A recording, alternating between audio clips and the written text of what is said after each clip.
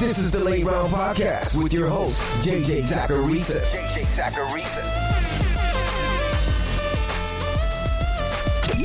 What's up, everyone? It's JJ Zacharisa, and in this episode 971 of the Late Round Fantasy Football Podcast, sponsored by Underdog. Thanks for tuning in.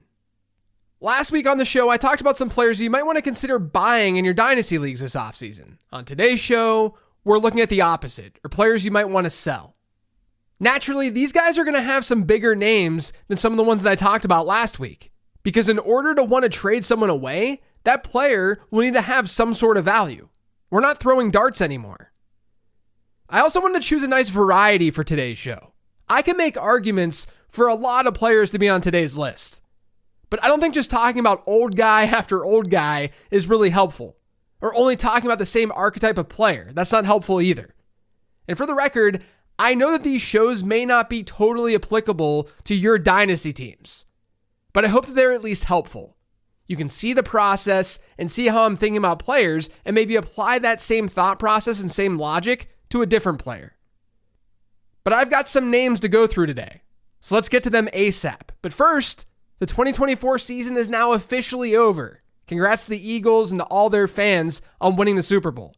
But fantasy football, it never ends. Over on Underdog right now, you can enter drafts for the 2025 season.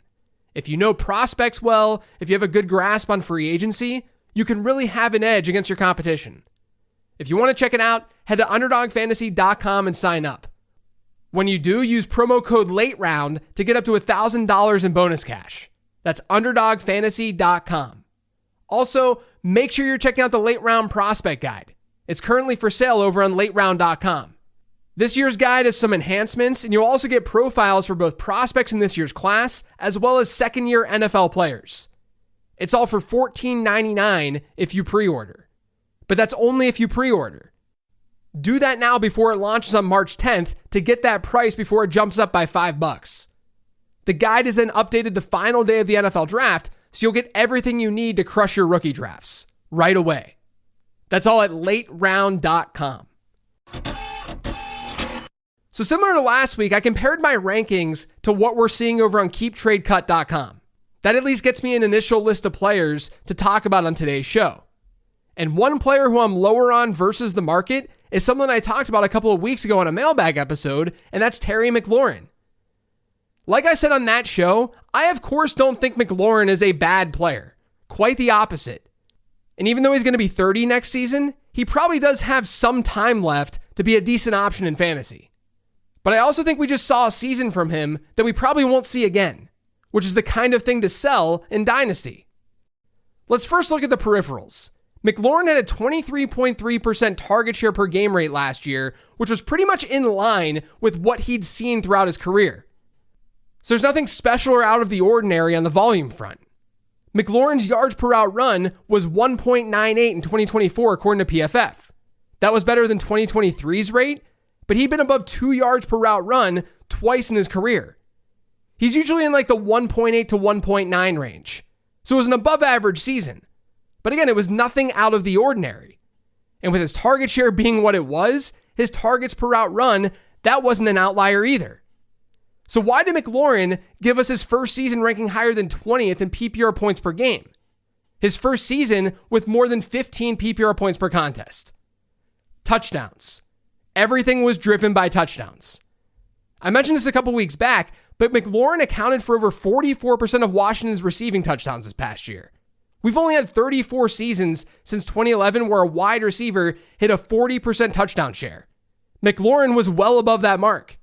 And of those 34 players, the only guys to do it more than once since 2011, Mike Evans, DJ Moore, Devontae Adams, DeAndre Hopkins, Dez Bryant, and Brandon Marshall. Those are some historically good touchdown scorers.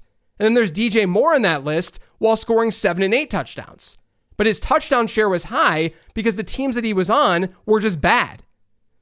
McLaurin ended up scoring 13 times last year when PFF's expected touchdowns had him at 7.7. He was 15th among all pass catchers in expected touchdowns.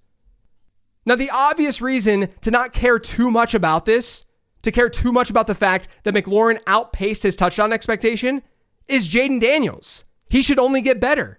If the quarterback situation improves even more, then McLaurin can possibly maintain high touchdown totals. Now, I would agree with that to a degree, but Washington was already really good in 2024. They were 6th in offensive touchdowns per game. They were top 10 in passing touchdowns. Daniels can improve while also throwing a similar number of touchdowns. And with McLaurin unlikely to maintain such a large share of those scores, his fantasy total is probably going to drop. Not only that, but look at the Washington wide receiver depth chart right now. There's a very real chance that they add to that room. That has a shot to lower McLaurin's target share by a couple of percentage points. McLaurin will still score points. I'm not selling him because he's bad. I'm selling him because he's a regression candidate who's going to be 30 years old next year, and he's fluctuated in the market. He's been a low-end wide receiver too at times this offseason, and that seems too rich for an older wide receiver coming off a season that he's going to have a hard time repeating. Najee Harris is going to be 27 years old in less than a month. He's no longer under contract with the Steelers. The NFL draft class looks really strong at running back. And yet Harris is ranked one spot below Tank Bigsby over on Keep Trade Cut. He's ranked above J.K. Dobbins, who's coming off a much better year and who's younger than him.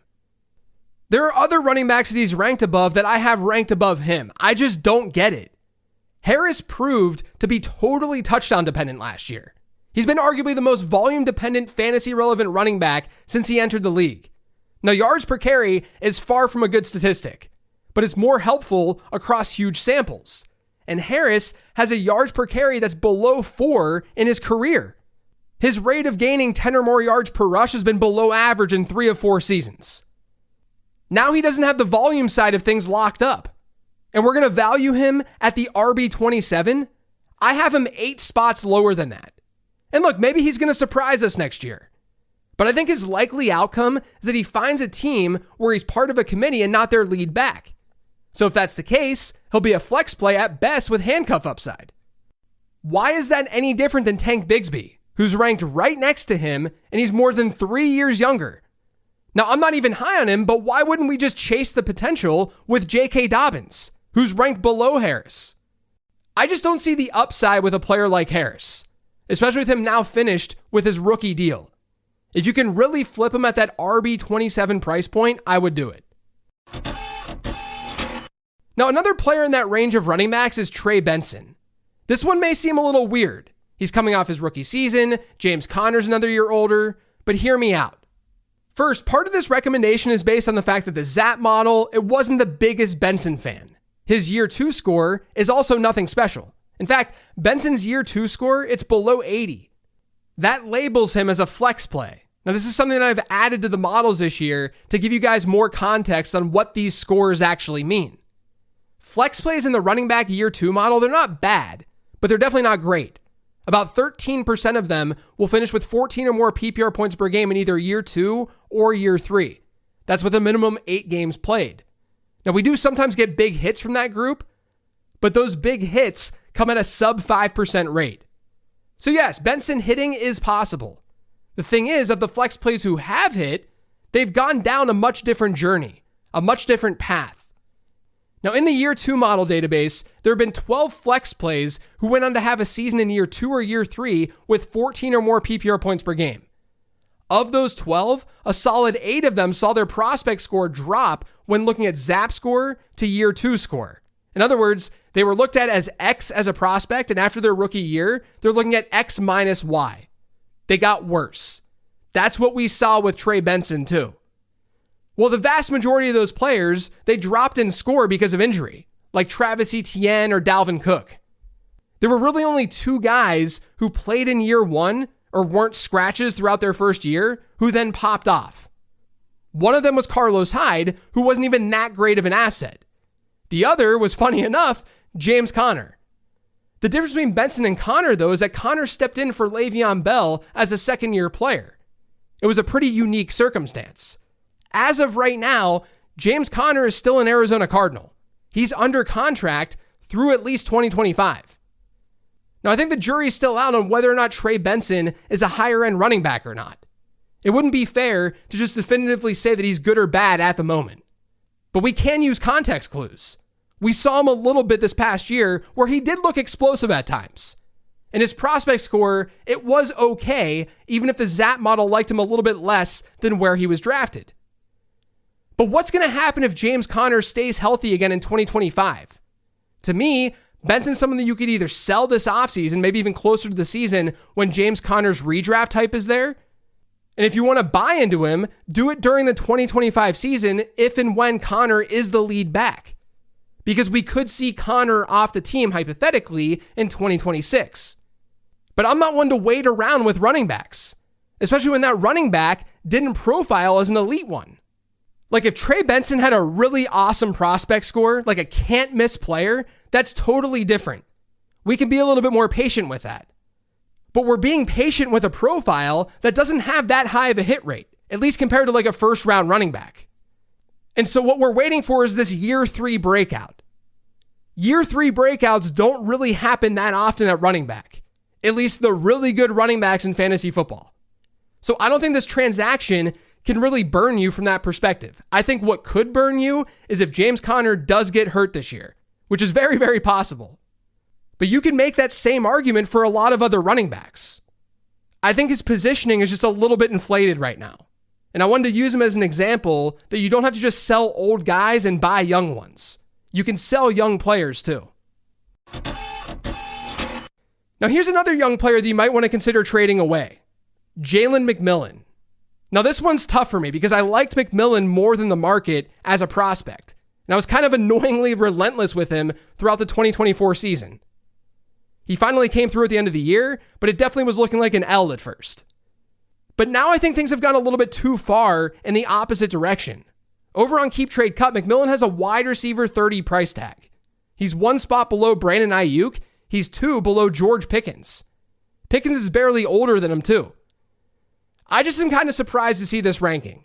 I thought I'd be higher than the market at wide receiver 33. But clearly people are valuing youth here and a strong finish. Because McMillan, he did finish the year strong. There's no doubt. But this is clearly being driven by that. His final 5 games saw him with 19.8 PPR points per game. His yards per route run was 1.90 during that time frame. But he also averaged a target share per game rate below 20% during that stretch. He scored 7 touchdowns. According to PFF's expected fantasy points model, McMillan played 7.5 PPR points per game above expectation to close out the season. He's a huge regression candidate if everything stays the same. And your response might be, but it won't stay the same. He's a rookie. He's going to get better in 2025. And I hope that he would, yes. The issue that I have is that Chris Godwin was sidelined throughout that time. And Godwin, despite being a free agent, he still has a very real chance to go back to Tampa Bay. And even if he doesn't, we can't just ignore the rest of McMillan's rookie season. He finished the year with a yards per route run rate of just 1.18. Among the wide receivers in the year 2 models that's since 2011, with at least 50 routes run as a rookie who were under that 1.30 yards per route run mark. Remember, McMillan was at 1.18. We're talking about hundreds of wideouts here. Only DeAndre Hopkins and Nico Collins were able to score 16 or more PPR points per game in year 2 or year 3. Only Hopkins, Devontae Adams, Tyler Boyd, DJ Chark, Michael Gallup, Nico Collins, and Jamison Williams hit 14 or more PPR points per game.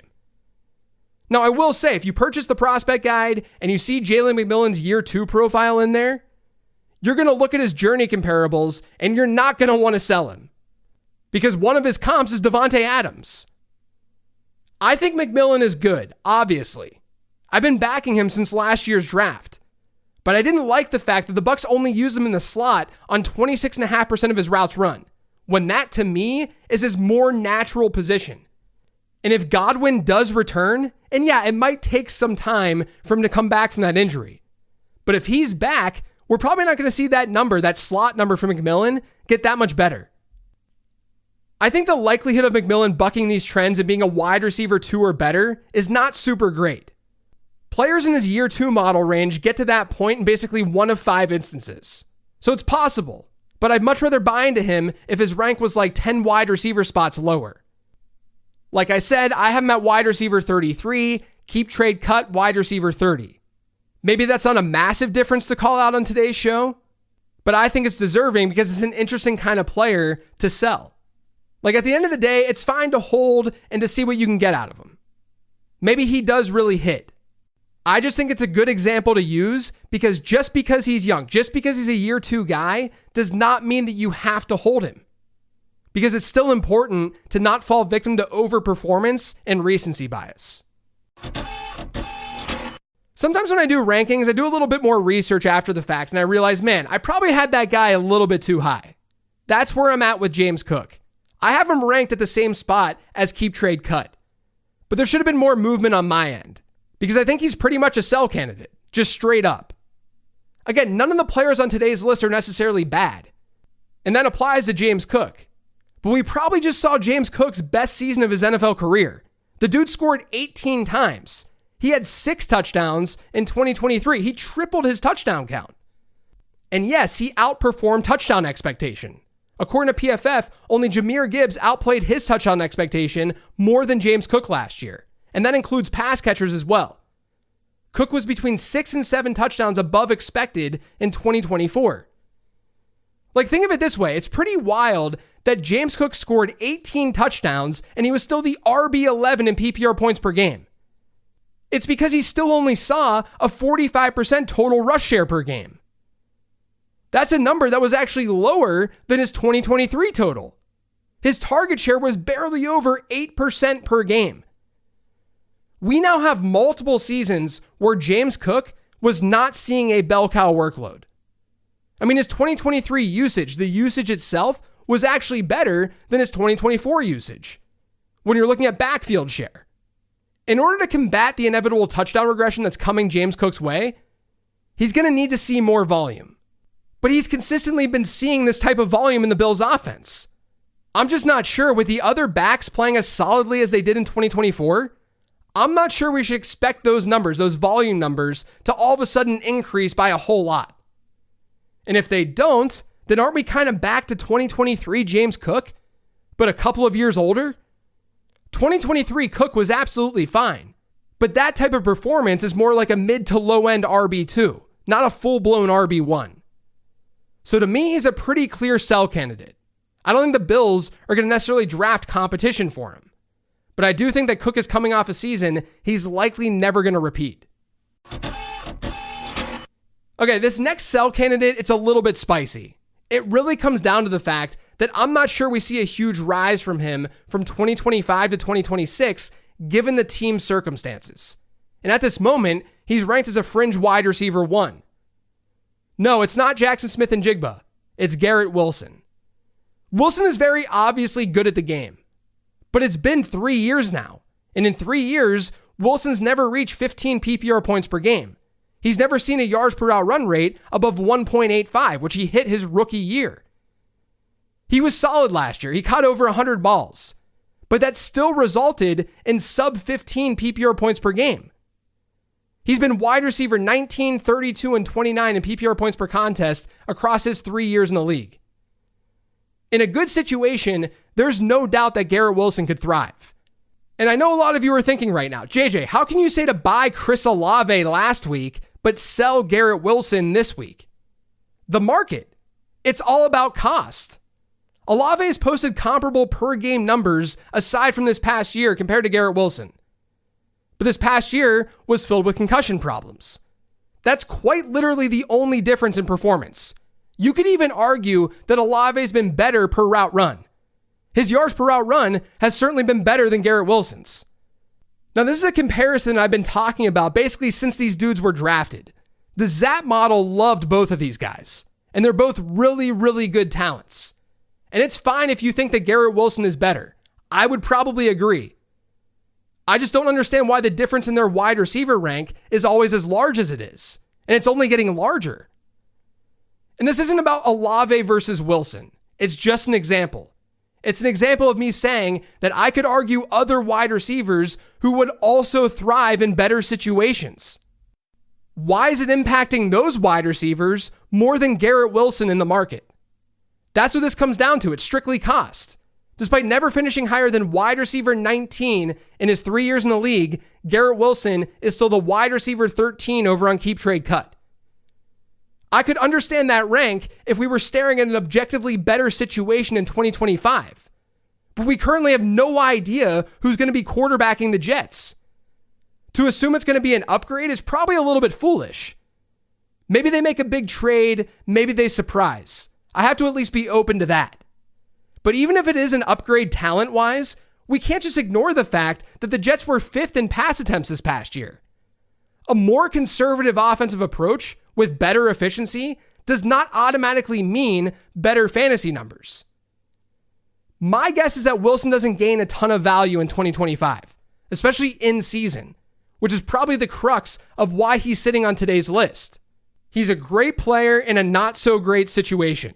It's a good example of selling a player despite that player not really coming off of a monster season. Now, the last guy I want to talk about on today's show is a tight end. I've only talked running back and wide receiver so far. Let's change things up a bit. Tucker Kraft is currently the tight end 6 over on Keep Trade Cut, and I'm not vibing with that. Now, to be fair, there's a decent gap between the tight end 5, who's George Kittle, to Tucker Kraft. But I think there's a lot of favorable projecting going on with him here. First off, Kraft played well above expected this past year. He scored 9.6 PPR points per game, which isn't even that elite, but that was 2.5 points above expected according to PFF. His expected points per game, that's based on where he's seeing his targets and how much volume he's seeing. His expected points per game ranked outside the top 20 at tight end. He was really helped by outperforming the touchdown column by about 3 scores. Had Kraft's peripherals been extra good, maybe I could see the reasoning behind him being ranked ahead of tight ends who have more locked-in production. But his target share per game rate last year was 15.1%. His yards per route run rate was good, but it was like 75th percentile good. It was by no means elite. Kraft himself was a pretty solid prospect in my prospect model, and he seems to have the right yards after the catch profile to be super usable in fantasy. I'm just having a hard time being as optimistic as other people are in the market. Because he wasn't some elite prospect. He hasn't shown us elite numbers yet, at least within the metrics that we should care about in fantasy. And if Green Bay does address pass catcher more this offseason, that's not going to help his cause either. Now, like I said at the top, there are tons of players that I could have gotten to today. But I hope the guys that I chose at least gave you a nice variety. And I hope that it can help you with your own process in deciding who you're cool with trading away. That's what's most important at the end of the day. That's it for today's show, though. Thanks to all of you for listening. If you yet subscribe to the Late Round Fantasy Football Podcast, make sure you are by searching for it pretty much anywhere podcasts can be found. And don't forget to follow me on Twitter and on Blue Sky at Late Round QB. Remember to pre-order that prospect guide over on lateround.com. Otherwise, I'll talk to you on Friday with a brand new mailbag episode.